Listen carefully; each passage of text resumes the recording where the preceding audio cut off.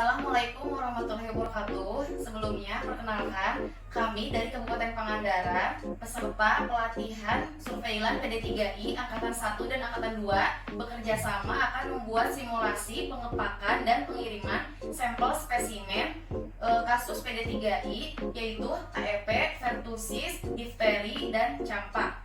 Saya sendiri, Mita Amalia Nur Hikmah dari Puskesmas Selasari, sebagai peserta surveilan PD3I Angkatan 2, dan teman saya Tresna Ayu Lestari dari UPTD Puskesmas Cigugur, peserta pelatihan surveillance PD3I Angkatan 1. Saya Eka Kurniawati dari Puskesmas Lengkop Lancar, serta Angkatan kedua. Baik, sekarang di sini saya akan melakukan simulasi pengepakan dan pengiriman spesimen pertusis.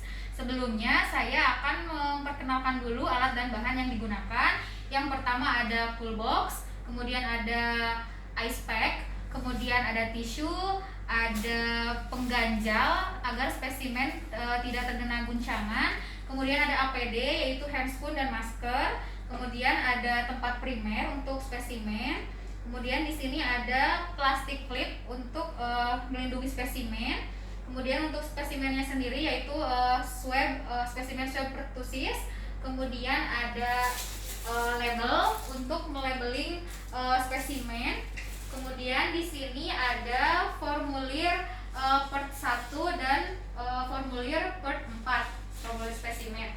Kemudian ada plastik untuk melindungi formulir tersebut.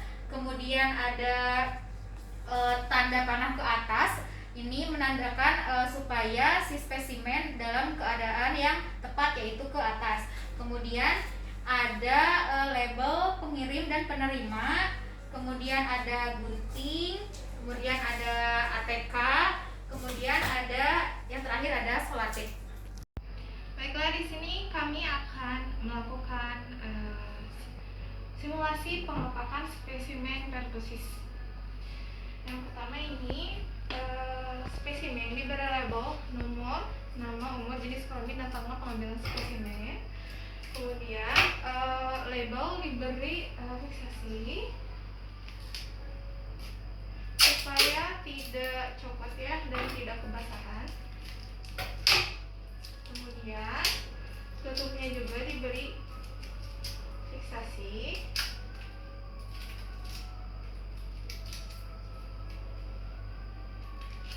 supaya tidak bocor.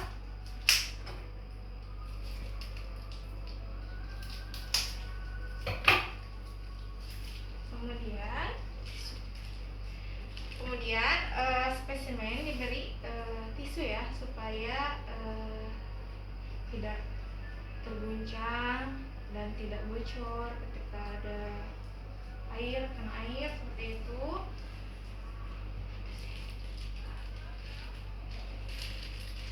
Dimasukkan ke dalam ziplock. Kemudian ziplocknya difiksasi juga.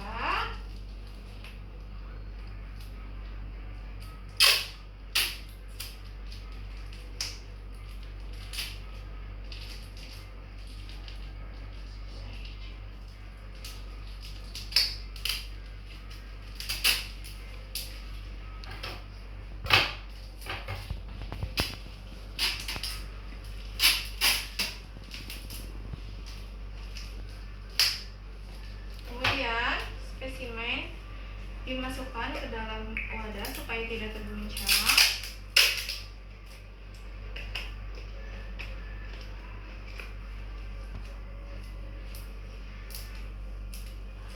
Kemudian dimasukkan ke dalam globok.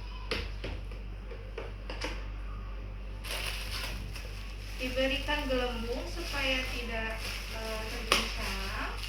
Kemudian jangan lupa foam part 1 dan foam part 4 dimasukkan ke dalam plastik supaya tidak basah dalam perjalanan.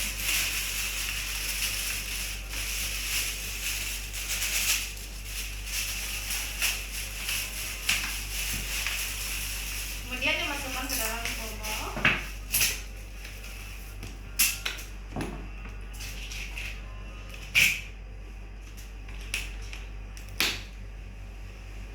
Kemudian diberi label atas ya supaya posisi ketika pengiriman oleh ekspedisi posisinya ke atas. Kemudian diberikan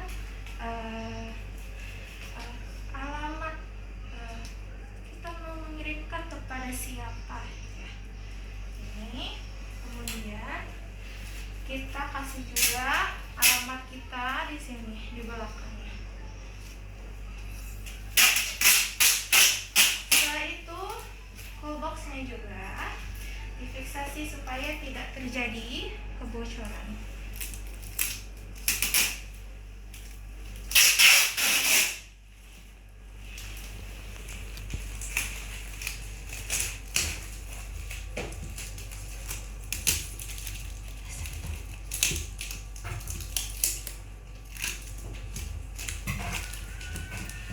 Nah, selesai. Setelah ini spesimen siap dikirim ke Dinas Kesehatan Kabupaten. Kemudian setelah diberi nomor EPID dan lain-lain, dikirimkan spesimennya ke laboratorium rujukan.